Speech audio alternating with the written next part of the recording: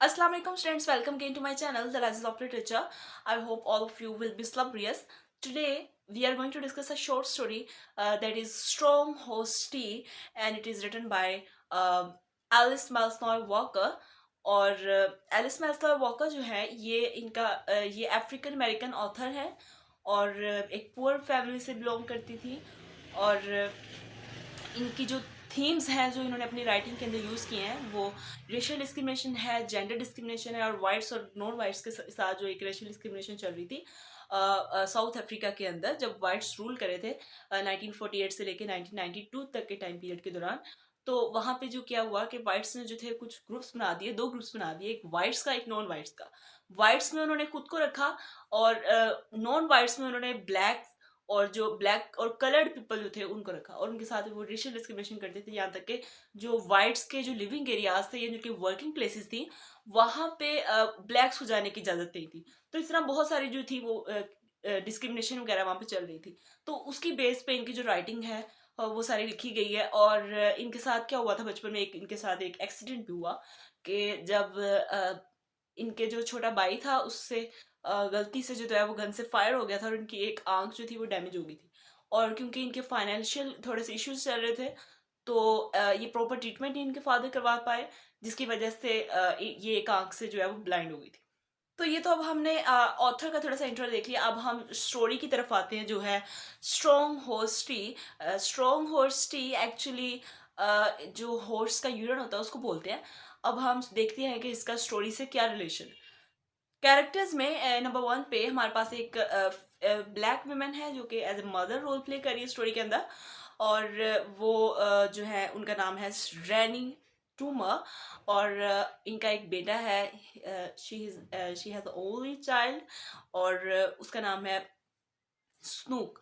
Snook उसका नाम है, ठीक है। ये उनका एक बेटा है जो कि बहुत ज़्यादा बीमार है स्टोरी के अंदर। और उसके अलावा इसके अंदर कैरेक्टर यूज होगा वाइट डॉक्टर का, जो कि आता है या नहीं आता, अपीयर होता है या नहीं होता स्टोरी के अंदर, ये बाद में पता चलेगा। और उसके बाद एक और कैरेक्टर जिसके अंदर यूज होगा वो है वाइट मेल मैन। और जो फिफ्थ कैरेक्टर इसके अंदर यूज होता है वो है सारा। सारा जो है वो एक ओल्ड लेडी है और जो कि मैजिक करना भी जानती है और होम रेमेडीज पे भी उसके बहुत ज़्यादा फोकस हासिल है। तो ये स्टोरी के कुछ कैरेक्टर्स हैं, इन्हीं की बेस पे जो है वो स्टोरी चलेगी। अब हम स्टोरी की तरफ आते हैं। स्टोरी में क्या होता है कि इसमें एक जो जैसे मैंने बताया था आपको, रैनी टूमर जो है उसका एक बेटा है और वो बहुत ज़्यादा बीमार है। उसकी तबीयत बहुत ज़्यादा ख़राब है actually. We can say he is on his death bed. और डॉक्टर्स जो है वो चाहती है कि उसका वाइट डॉक्टर जो है वो आए और उसके बच्चे का जो है वो इलाज करे अच्छे से, उसका बेटा जो है वो ठीक हो जाएगा। लेकिन क्योंकि वहाँ पे जैसे कि मैंने आपको बताया कि वाइट्स जो थे वो रूल करते थे, वो डिस्क्रिमिनेशन बहुत ज़्यादा चल रही थी। तो ब्लैक्स को तो वो कुछ समझते ही नहीं थे एक्चुअली।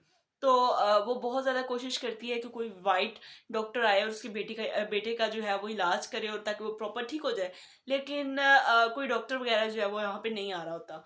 तो इसी तरह बहुत सारे दिन गुजर जाते हैं और 5 डेज तकरीबन हो जाते हैं। तो वो जो ब्लैक विमेन है रैनी टूमर, उसने बात भी नहीं किया होता, उसे स्मेल भी आ रही थी। वैसे भी अक्सर आप लोगों ने कुछ नोट किया होगा कि जो ब्लैक्स होते हैं ना एक्चुअली, उनमें से एक एक तरह की स्मेल आती है। और वो लोग जो वाइट्स थे वो इसी वजह से ब्लैक से थोड़ी नफरत भी करते थे, उलझन फील करते थे और उनके करीब भी नहीं आते थे, उनकी बल्कि उनके एरियाज में भी जो है ना वो आने से थोड़ा सा ग्रेज ही करते थे। तो ये थोड़ा मसला चल रहा था उनके साथ। तो उसकी जो कंडीशन है वो, क्योंकि वो मैरिड भी नहीं है लेकिन फिर भी उसका एक चाइल्ड है, लेकिन वो अकेली अपने बेटे को संभाल रही है और वो बहुत बीमार है। उसके घर में जो है वो इतने रिसोर्सेज भी नहीं है उसके पास। तो अब क्या हो रहा है कि एक वाइट डॉक्टर का इंतजार कर रही है।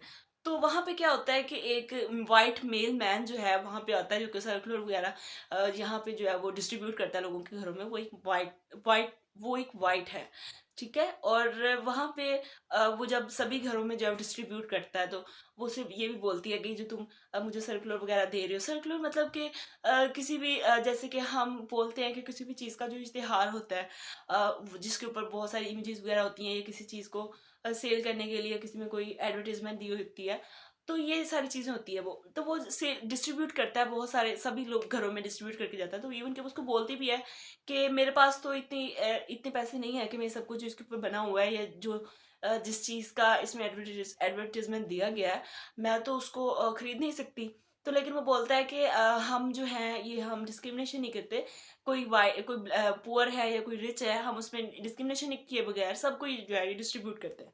तो वो क्या करती है, वो उसके काम के तो होते नहीं, वो उनको अपने दरवाज़ों पे और खिड़कियों पे जो है पर्दे की जगह पे वो उनको रैप कर देती है, अपनी दीवारें वगैरह उस पे, क्योंकि उसने इतना ज़्यादा वो एक मतलब कह लें कि आप गरीब गुर्बत दिखाई गई है उसके अंदर, कि उसके पास जो है वो उसने शायद अपनी दीवारों पे जो है वो पेंट तक भी नहीं किया हुआ, और वो जो पोस्टर उसको जो डेली दे के जाता है वो उन्हीं से जो है वो अपनी दीवारें जो है कवर कर लेती है, और कभी विंडोज़ के ऊपर लगा देती है ताकि हवा ना आए, कभी दरवाज़ों की जगह पे लगा देती है। तो इस तरह करके वो इनको इस तरह से यूटिलाइज़ करती है, क्योंकि वो उसकी ज़रूरत की तो है नहीं।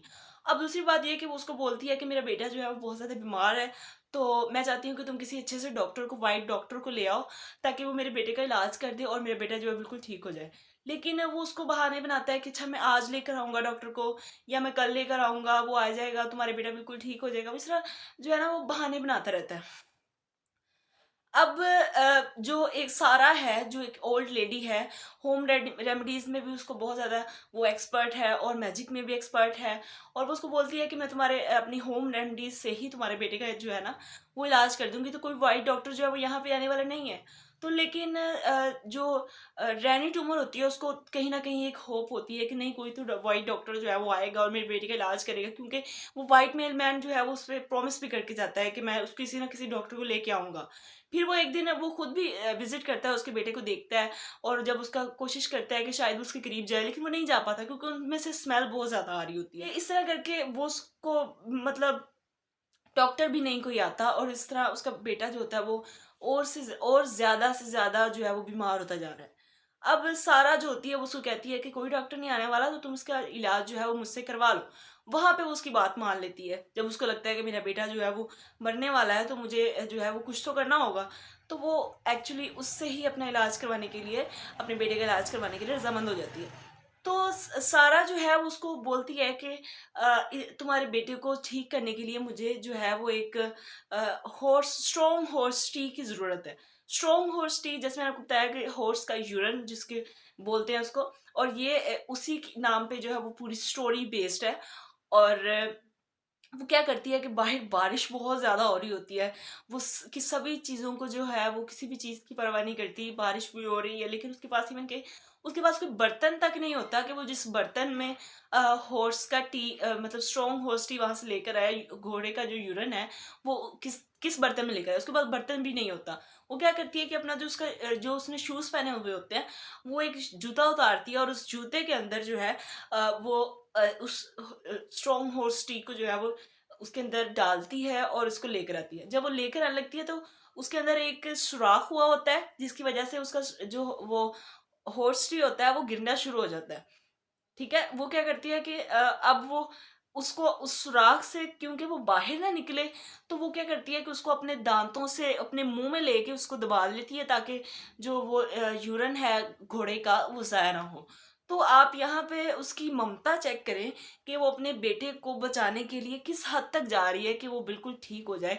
और लेकिन आप वाइट्स की जो क्रूएल्टी है या ब्रुटैलिटी है, या जो डिस्क्रिमिनेशन है, कि वो चेक करें कि वो किसी ब्लैक्स की तरफ आ भी नहीं रहे, उनको देख भी नहीं रहे कि वो लोग बीमार हैं, या उनको किसी की जो है वो ज़रूरत है, किसी डॉक्टर की ज़रूरत है, या तक कि वो बुला भी रही है वो फिर भी नहीं आ रहे उस एरिया में।